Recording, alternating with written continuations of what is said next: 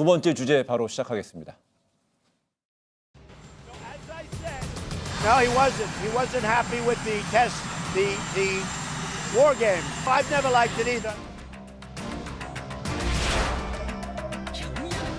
트럼프 대통령은 오늘 김정은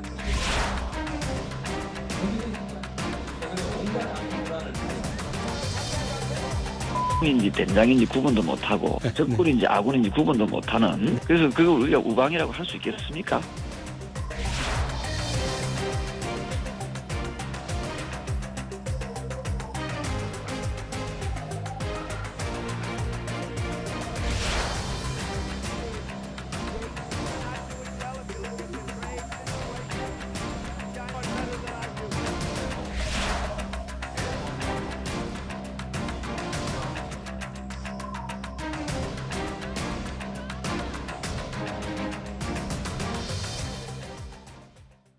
트럼프 미국 대통령이 방위비 증액을 월세 빗대어서 표현하고 또 한미연합훈련에 대해서 사실상 부정적인 발언을 계속했죠. 근데 이 군 통수권자인 문재인 대통령 입장에서는 한미동맹의 어떤 훼손을 우려할 수도 있기 때문에 그 맞대응하는 발언을 좀 안 하면서 신중한 모습으로도 보일 수 있는데 그렇다면은 이 청와대 참모라든지 이런 어떤 그 여당, 민주당에서 뭔가 좀 나올 수도 있을 수 있지 않을까 싶은데 역시나 계속 침묵을 하고 있습니다. 이건 좀 제가 먼저 말씀드리면 그러니까 무엇에 대해서 침묵하고 있는가를 좀 분명히 할 필요가 있는 것 같아요. 방위비 분담금만 가지고 있면 무리한 요구에 대해서 침묵하고 있는 건지 아니면 트럼프의 어떤 조롱 섞인 표현에 대해서 네. 왜 침묵하느냐 이 부분인지 후자라고 한다면 사실은 저도 별로 접해본 적이 없어요. 예. 그런데 만약에 전자라고 한다면 무리한 방위비 증액 요구라고 한다면 침묵하고 있는 건 아니다. 예. 왜 그러냐면 뭐 제가 직접 인터뷰한 적도 있고 예를 들어서 송영길 의원 같은 경우는 동네 군만 가게도 이런 식으로는 협상하지 않는다. 지금 이렇게 요구하는 것은 이거는 미국 주한미군은 용병으로 만드는 것밖에 안 된다. 이런 식으로 대놓고 비판을 했고요. 그래서 누구야 그 지금 국방위 간사를 맡고 있는 민홍철 의원 같은 예. 경우도 이거는 지금 그 도저히 이건 해줄 수가 없는 거라고 손을 딱 잘라버렸어요.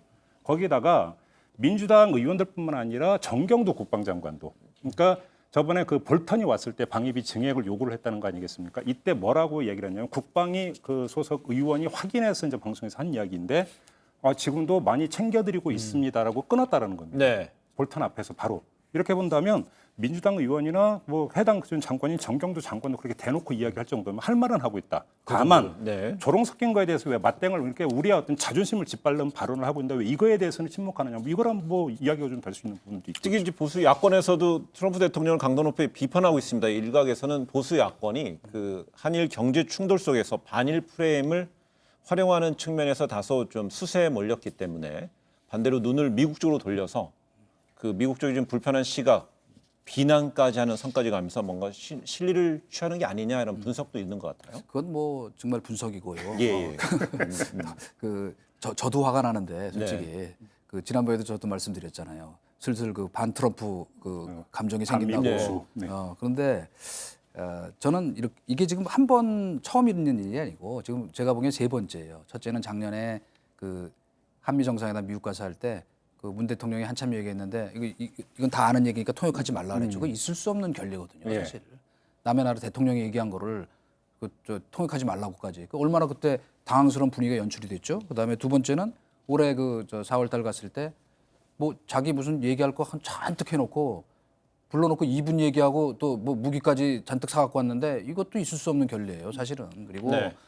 아무리 바빠도 그러면 성의 있게 좀 한 10분이라도 따로 얘기하자. 그렇게 하고 얘기하도록 하는 것이 그 예의죠. 그래 동맹 국가의 원수가 그래도 그 부부 동반으로 왔는데. 네. 그다음에 이번에 이제 이런 일이 벌어졌는데 저는 이거를 뭐 우리가 단순히 그 트럼프가 참 최악의 대통령이다 이런 그 얘기가 여기까지 지금 나오기 일보 직전이죠. 근데 네. 그걸 떠나서 저는 개인적으로는 이 지금 북한의 도발에 대해서 저희가 침묵을 지키는 것과 트럼프의 말하자면 트럼프 대통령의 약간 이런 그 거칠은 그 예의에 어긋난 행동에 침묵을 지키는 것은 매우 맞닿아 있다고 생각하는 것은 그 전략적 판단을 해볼 때 우리가 지금 그러면 누가 주적인가, 누가 친구인가 하는 것이 매우 중요하거든요. 그런데 지금 솔직히 말하면 우리의 주적은 일본이 돼버렸어요. 그러니까 그 전반적인 상황이 그러니까 트럼프를 공격하자니 누구와 손을 잡고 트럼프를 공격해야 되는데 손을 잡을 사람이 없는 거예요. 이럴 때면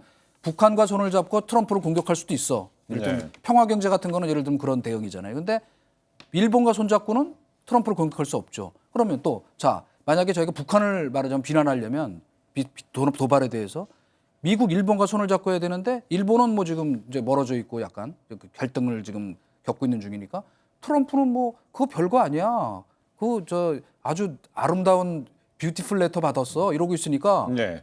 그게 바로 딜레마가 돼버린 것이 아닌가. 그렇다면 이제 우리가 앞으로 이거에 대응이 어떻게 해야 될 것인가에 대해서는 그 뭐 조금 이따 제가 말씀드리고. 근데 뭐 거기까지만 사실 이거는 얘기하겠어요. 트럼프에게 한정되는 이야기가 아니라 저도 이제 퍼뜩 기억나는 게 김대중 대통령이 워싱턴에 갔을 때 아들 부시 대통령 디스맨이라고 했던 거예요.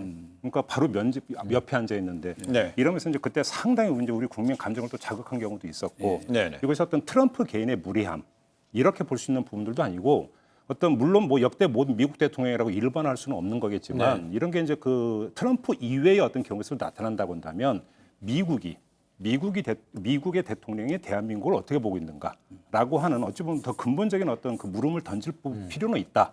그리고 그런 거에 대해서 예를 들어서 뭐 하태경 의원이나 여러 의원이 이런 거에 대해서 목소리를 높이는 거에 대해서 저는 그 토를 달 이유는 전혀 없는 것이다. 할 말은 해야 된다. 그게 보수든 진보든 여든 야든 네. 저는 그런 점에서 그건 뭐 박수 칠 수 있는 이야기다 이렇게 생각합니다. 저는 지금 거기서 조금 더 나가서 예를 들면 지금 이제 얼마 전에 이 한국당에서 우리 이 핵무장 관련한 토론회를 한 예. 것에 대해서 북한에서 그 무슨 논평 냈는지 기억하실 거예요.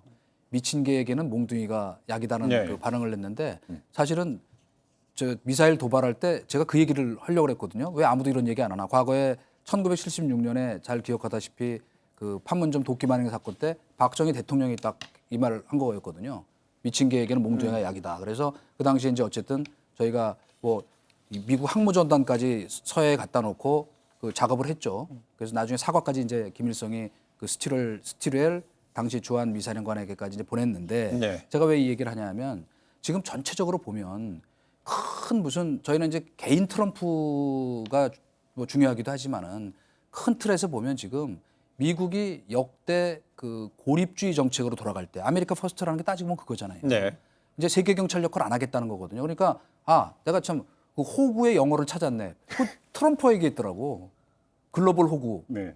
어제 얘기했던 아니 작년에 저 이라크 가서 트럼프 대통령이 얘기를 했더라고. 그걸 김현종 2차장이 이제 다시 이제 글로벌 호를 그걸 쓴 뭐 거군요. 한국말로 얘기했지만은 저건 그게 서커라는 그 말이더라고. 네네. 저 왜 남한테 잘 속아 넘어가는 호갱이지. 그러니까. 예.